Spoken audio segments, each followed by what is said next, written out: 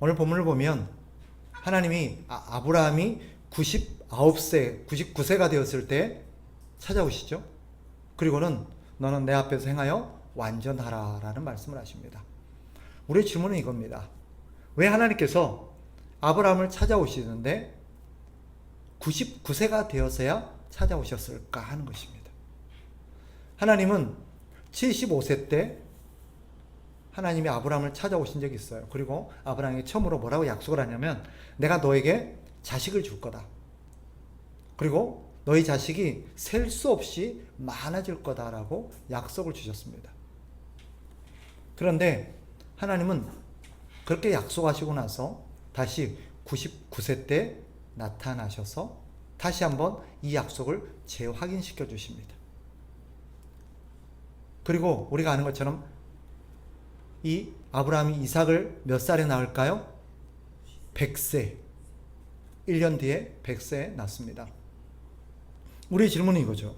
왜 하나님은 아브라함에게 한참을 기다리시다가 75세에 약속을 하시고 99세가 되어서야 하나님이 다시 찾아오셨을까? 왜 99세일까요? 생각해 보신 적 있어요? 이 99세가 가진 특별한 의미가 있을까 싶어서 제가 학자들의 어떤 의견과 이런 것들을 찾아봤습니다. 그랬더니 신학자들은 말하기를 99세가 가진 상징적인 의미가 있다고 합니다.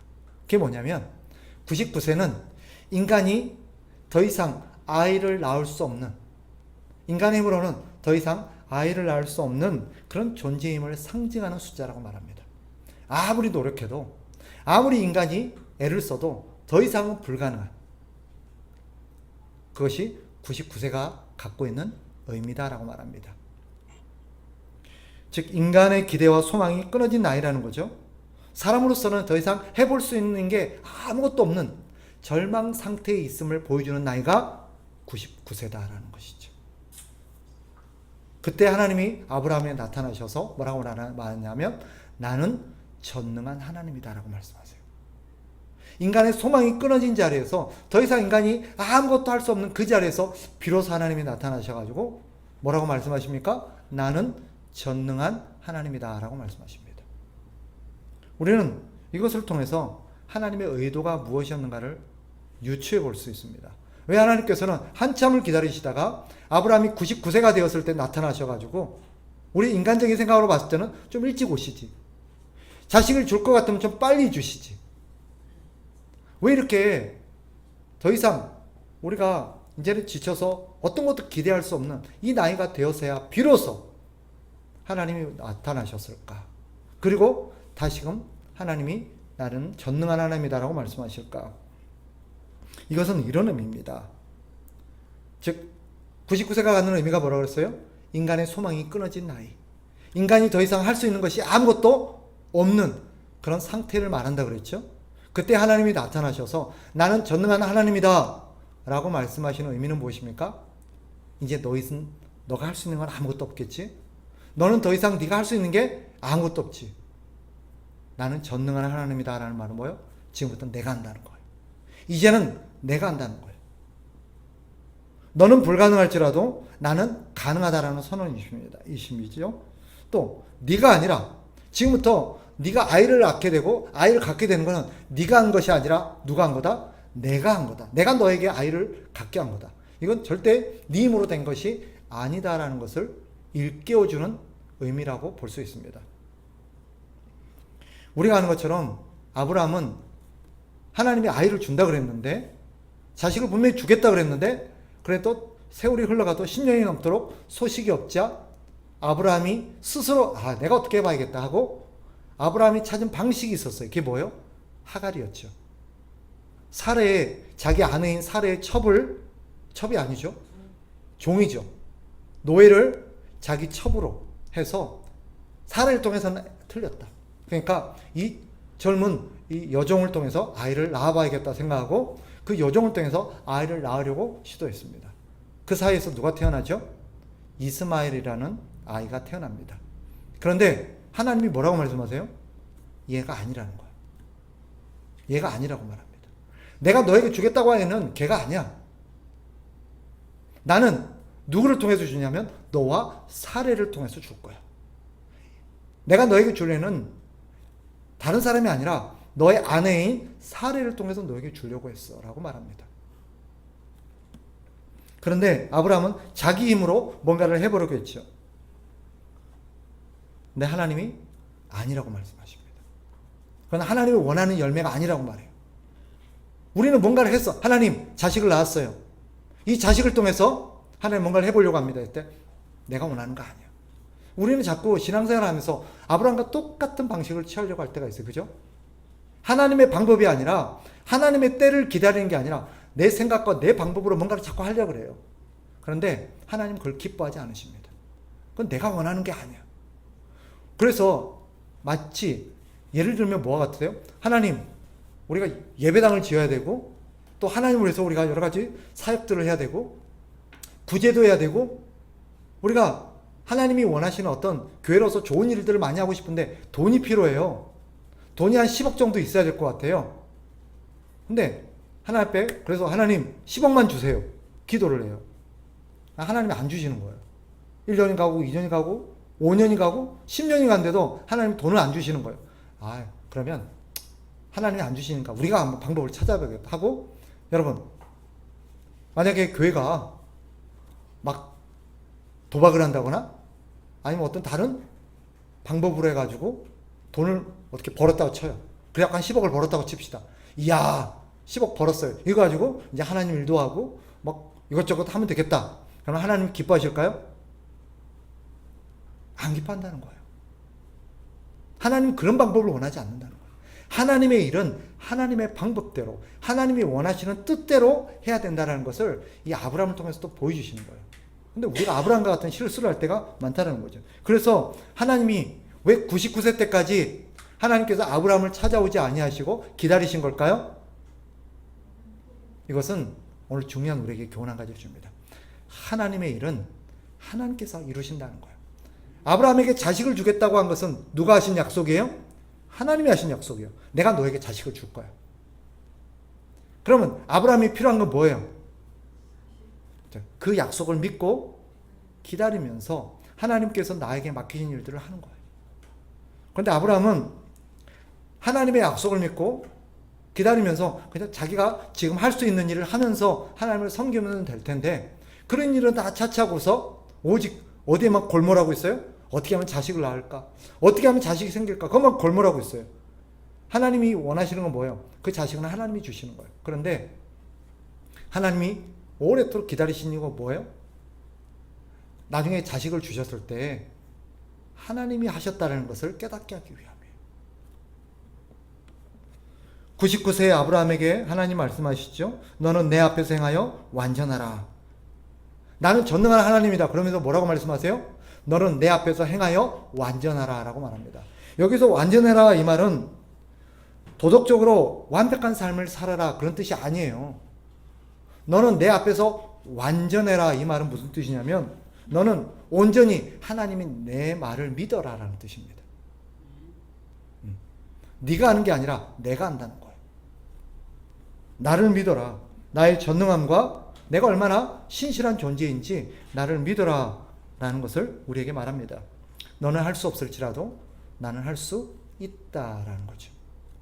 그러니 지금 네 상황을 보지 말고 내가 할 수 있는 게 뭔가, 내 능력이 뭔가 그런 걸 보지 말고 하나님의 약속을 바라보라는 것입니다. 즉 하나님이 원하시는 건 뭐예요? 내가 뭔가를 많이 할 수 있는 게 아니에요. 내가 주를 위해서 이것도 할 수 있고요, 이것도 할 수 있고 막 우리는 많은 어떤 업적과 많은 행동을 통해서 뭔가 하나님 앞에 내가 하나님을 잘 섬기고 내가 하나님을 위해서 많은 걸 했다라고 자랑하고 싶어 할지 모르겠어요. 많은 사람들이 그런 오류에 빠지곤 해요. 그런데 하나님이 원하시는 것은 뭐냐면 우리가 하나님을 위해서 이것저것 많은 일을 하는 게 아니라 하나님이 원하는 일을 하는 거예요. 근데 많은 그리스도인들이 오류를 자꾸 범해요. 그러다 보니까 많은 일을 하려고 하다 보니까 자꾸 인간적인 생각과 인간적인 방법을 동원하다 보니 그 과정 속에서 불의와 불법이 늘기도 하고 때로는 부작용이 일어날 때도 있는 거예요. 하나님은 우리에게 뭘 요구하십니까? 너는 내 앞에서 완전하라 라고 요구하십니다. 무슨 뜻이라고요? 너는 도덕적으로 완전한 삶을 살아라는 뜻이 아니라 너는 나를 온전히 믿어라. 너는 나를 온전히 신뢰하라 라는 뜻입니다. 하나님이 원하는 게 이거예요. 따라서 오늘 본문이 우리에게 주는 교훈은 무엇입니까?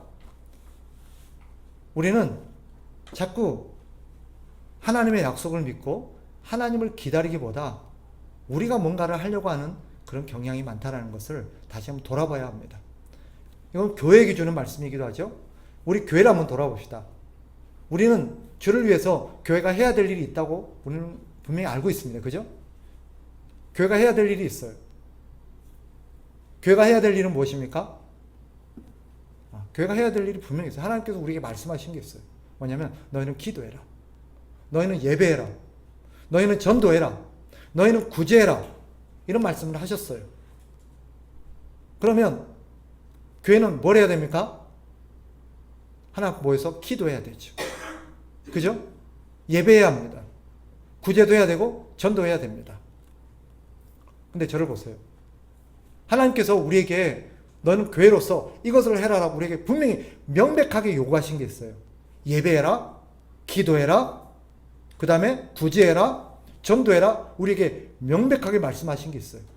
그럼 교회는 어디에 힘써야 돼요? 명령에 힘써야 돼요. 그런데 교회가 시간이 자꾸 가면 무슨 생각을 할까요? 교회가 왜 성장을 안 하지? 교회가 왜 성장을 안 하지? 왜 교회 사람들이 모이지 않지? 자꾸 그런 생각에 골몰하게 돼요. 그죠?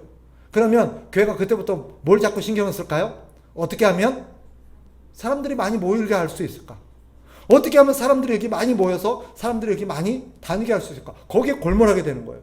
그러면 그때부터 이제 뭘 찾게 돼요? 사람들을 많이 모을 수 있는 방법을 찾기 시작합니다. 어떻게 하면 사람들이 많이 모여? 요즘 어디 보니까 이런 프로그램하고 이런 걸 하면 사람들이 많이 모인대. 이런 거 하면 사람들이 좋아한대. 그런 교회가 사람들이 구름대같이 몰려든대. 그러면 교회들이 저마다 뭐 할까요? 그런 걸 자꾸 도입하고 흉내내는 거예요. 그러면 무슨 일이 벌어질까요? 교회가 진짜 힘쓰고 해야 될 일을 뭐 하게 되는 거예요? 자꾸 뒤로 밀리게 되는 거예요. 안 하게 되는 거예요. 하나님은 우리에게 뭐 하라고 하셨어요? 예배해라. 기도해라. 전도해라. 구제해라. 이걸 말씀하셨어요. 하나님은 너희가 교회 빨리 확장시키고 성장하고 너네 교회 사람들 많이 다니게 해라. 그런 말씀 하셨을까요? 안 하셨어요.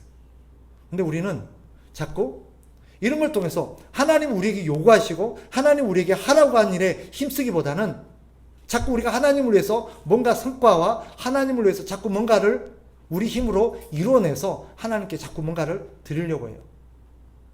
근데 하나님이 원하시는 건 무엇입니까? 너는 내 앞에서 완전하라라고 말합니다. 무슨 뜻이라고요? 너는 나를 믿어라. 너는 온전히 나를 믿어라. 교회가 성장하고 안 하고는 누구에게 달렸을까요? 하나님께 달렸습니다. 우리 주일날도 말씀 나눴지만 우리 강사 목사님을 통해서 말씀 나눴죠. 교회가 성장하고 성장하게 하시는 분은 하나님이세요. 근데 그때 어떻게 성장해? 교회가 교회로서 해야 될 일을 충실히 할 때 하나님께서 그 교회 영혼들을 보내시는 거예요. 바꿔 말하면 오늘날 우리는 목적을 다른 데 두고 있어요. 성장에다가 목적을 두고 있으니까 우리는 자꾸 우리 힘과 우리 방식을 찾게 되고 하나님이 원하시는 일을 자꾸 소홀히 하게 되는 경향성이 있다는 것을 다시 한번 보게 됩니다. 하나님은 우리에게 말씀하십니다.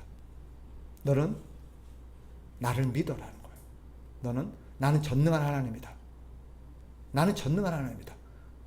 저는 하나님께서 누구보다도 교회를 사랑하시고 우리보다 하나님이 더 교회를 사랑하신다고 저는 믿어요. 아멘? 저는요, 하나님께서 우리보다 교회가 더 잘되고 건강하고 행복하고 더 성장하고 교회가 더 부흥하기를 원하신다고 믿습니다. 네. 그런 하나님께서 교회를 성장시키고 부흥하게 하실 줄 못해서 안 할까요? 저는 그게 아니라고 생각해요. 그럼에도 불구하고 하나님께서 아브라함에게 자식을 주시지 않았듯 오래 기다리시는 이유는 뭐예요? 하나님은 아브라함이 자식을 빨리 갖고 자식이 빨리 많아지는데 하나님의 뜻이 아니에요. 하나님이 아브라함을 향해 갖고 있는 뜻은 뭐예요? 완전한 거예요. 너는 내 앞에서 완전하라. 자식이 많고 안 많고 있고 없고는 누가 결정해요? 하나님이 결정해요. 하나님이 하실 일이에요. 아브라함은 거기에 신경 쓰면 안 돼요. 아브라함이 신경 써야 될 건 뭐예요? 너는 내 앞에서 행하여 완전하는 거예요. 이게 교회의 사명인 줄 믿습니다. 이게 그리스도인의 사명인 줄 믿어요. 예. 다른 데 신경 쓰지 마시고 하나님이 우리에게 하라고 한 일에 신경 씀으로써 하나님께 영광을 돌리는 저와 우리 참된 교회 되시기를 주님의 이름으로 축복합니다. 아멘. 기도합시다.